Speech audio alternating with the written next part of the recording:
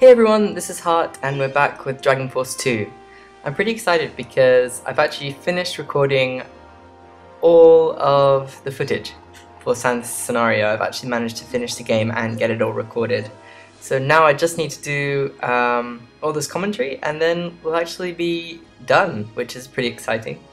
If you remember in the last part, you can see that there's that big force field, that blue force field just to the north of Oris Castle, which is where I've got all my monarchs ready.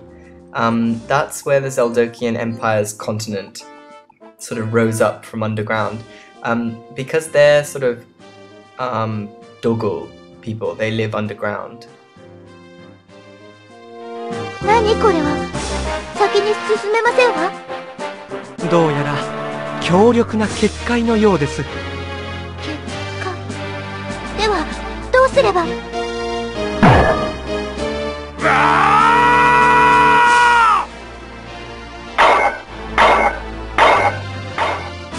カトマンドゥ、何をしているの？カトマンドゥが結界を突破しようと突撃しているのです。カトマンドゥ。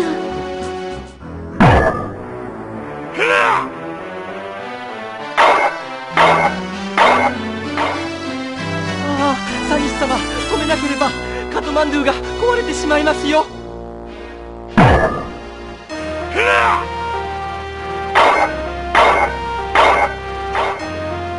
トマンドゥ、やめて、やめるのよ、カトマンドゥ。大丈夫。お願い。いいえ、命令です。しかしカトマンドゥ。わかった。よかった。ありがとう、カトマンドゥ。何か他の方法を考えましょう。So if you try to approach the barrier, you'll get a scene. This is the only village that comes anywhere near close, so you'll know that's where you need to go. Then Sanith, if you go with any character other than Sanith, then Shepherd will just tell you, oh, I don't think we can pass through the barrier. If you go with Sanith, then Kathmandu will try to break through the barrier forcibly, and then Sanith has to say, please, no, don't, you'll hurt yourself. Let's think of some other way. And then you can preempt what you need to do next. In order to progress in the story, you just have to wait for your next domestic turn.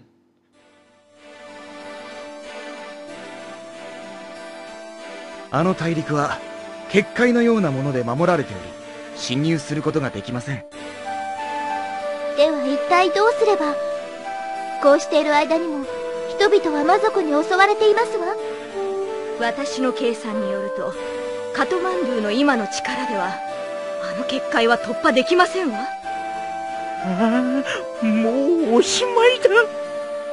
でもカトマンドゥの力をもっと強化させれば結界突破も可能かと思いますわ。そうだ、強化してくれ。カトマンドゥ、ありがとう。でも私たちの魔法ではそんなこと無理なんでしょ？姫様、アデルバッハ様のことを忘れてはいませんか？そうですよ、サニス様。トリスタンの技術とトラッドノアの魔力を一緒に使えばいくらでも可能じゃないですか。そうでしたわ。アデルバッハさん、お願いできますか？だが私はあの日以来、もう二度と機械には触れぬと。あの日以来？私は自分の技術を過信してある危険な実験を続けたために爆発事故を起こして妻と娘を死なせてしまった。その日から私は一歩も工場に足を踏み入れてはいない。そうでしたの。ではそんな辛い思いをさせるわけにはいかないわ。他の方法を考えましょう。他の方法と言われましても。そうですね。困りましたね。きっと何かあるはずよ。きっと。サリス、やってみよえ、でも。あなたに会えて私は少し明るい気持ちになれた。そのお礼だ。さん。では、我がトリスタンの誇る技術工場へご案内しよう。Now, I mentioned that you can preempt what to do next, and that's because I've already had Sanith and Adelbach head up to the Tristan factory together. That's what you need to do. So if you wanted to save a little bit of time, while you're waiting for your next domestic phase to come after you've touched the barrier, you can just start heading up there. Basically, they can't think of another way to break the barrier, so they need to combine the power of Tradnor's magic with Tristan's technology.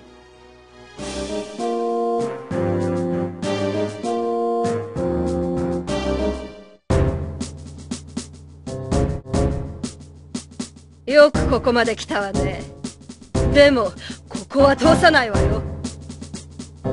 グレイス、邪魔をするな。So even though Sanith has convinced Adelbach to go back to the factory, the reason he's hesitant to go is that was where his wife and child died, because he was too caught up in his experiments, and he accidentally caused an explosion which killed the two of them, which is why he's never gone back inside. But Sanith, he's grateful to Sanith for showing him some kind of kindness again, so he says that for her he'll go back into the factory. And just as you're about to go in to try to fix Kathmandu or to improve him, Grace appears and says that she won't let you, and so you have to fight Grace and Gideon again. So first we're fighting Gideon, who is called Gaul in the Working Designs translation of Dragon Force 1. Now here he's using Fairy Ray. Fairy Ray works just like Deep Black, which is that skill which causes the ground to turn black and it sucks people down. Fairy Ray, although it's a kind of unlikely name, is basically the upgraded version of Deep Black, because Deep Black affects any ground troops, but actually ignores flying troops, whereas Fairy Ray hits everyone, including your own troops if you use Fairy Ray, so you have to be careful of that. Deep Black will only affect the enemy's troops, so that's a good thing to remember. Another thing to remember, here I'm using Aura Shoot with Aberts, and as you can see it does a lot of damage to Gideon, and that's because Gideon is a darkness element and Aura Shoot is a light element spell. So if you use a light element spell on a dark element general, and I'm not 100% sure this is true, but it certainly seems to be the case, but aside from just the normal power rating of the spell, it seems to do a little bit more damage. It's a useful skill to use anyway.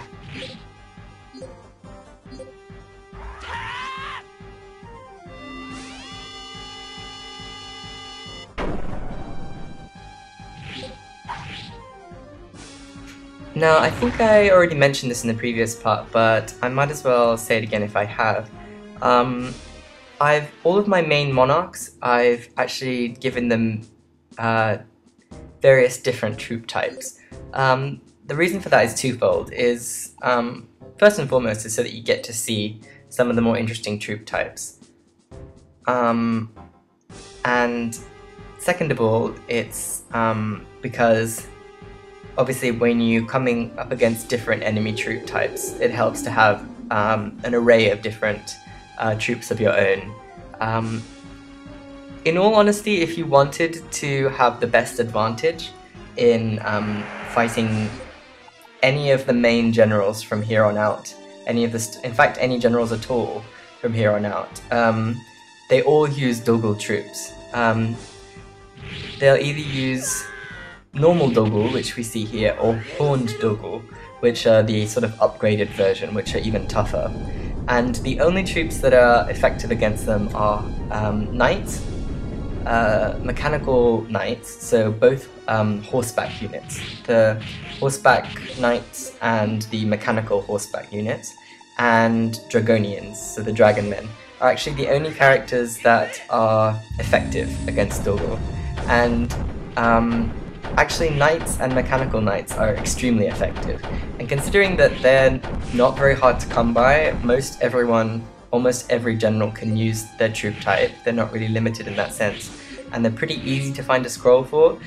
If you want to make the end game easy, you should just give all of your monarchs or any general that you're using 100 knights. And you'll have a much easier time of defeating the Doggle troop. Because I think the Doggle troop type, because every general from here on out will have 100 Doggle troops. And it definitely makes a big difference because the Doggle troops are effective against almost everything, and almost everything is not effective against them except for horseback units. I'm not really sure why that's the case. It seems kind of strange to me that you might have to work so hard to get, for example, falcon men, as I'm using here, only to have them not actually that useful in the endgame. Kind of a bit blah, but there you go. Because the endgame isn't really that difficult anyway, I don't really find it necessary. But if you were having difficulty, that's one way you can make it easier for yourself.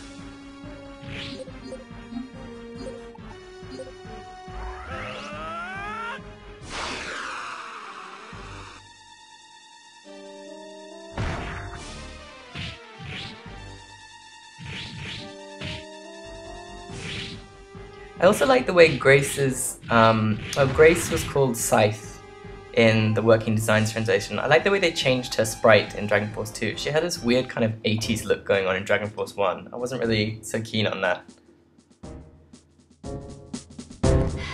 またしても。でも、まだ決着がついたわけじゃないわよ。グレイス、聞くぞ。待ちなさい。グレイス、そしてギデオン。なぜここに？まさか。二人とも少し負けが込みすぎたようです。それは思いのほか手強く。少しは使えるかと思ってわざわざ蘇らせてあげたのに。待って。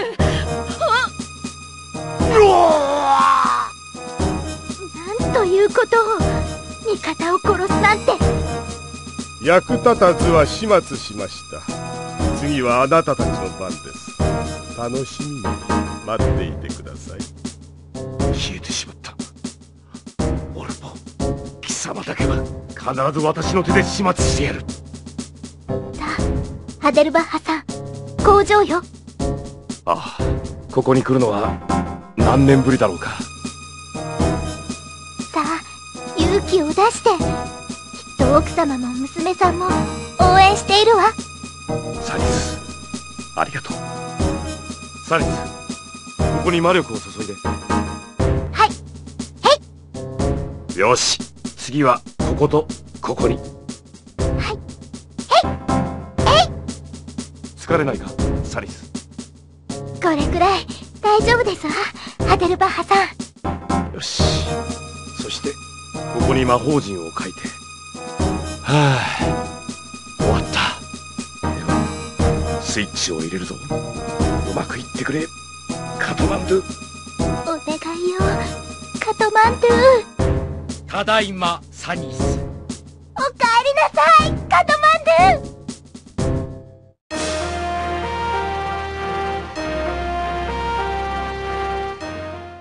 ゥ。Okay, in the scene we just saw, we see that Orvo was the one who brought Grace and Gideon back to life in order to use them as tools to revive the Zeldokian Empire.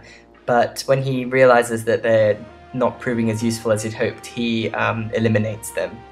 And then after that, Adelbach and Sanith and Kathmandu go into the factory together, and Sanith combines her magic with Adelbach's machinery, and they're able to upgrade Kathmandu.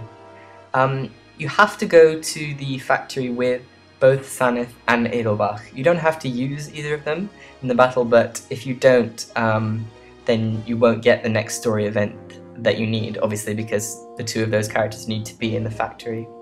So now that we've upgraded Kathmandu, we can return to the barrier to try to break it down once again.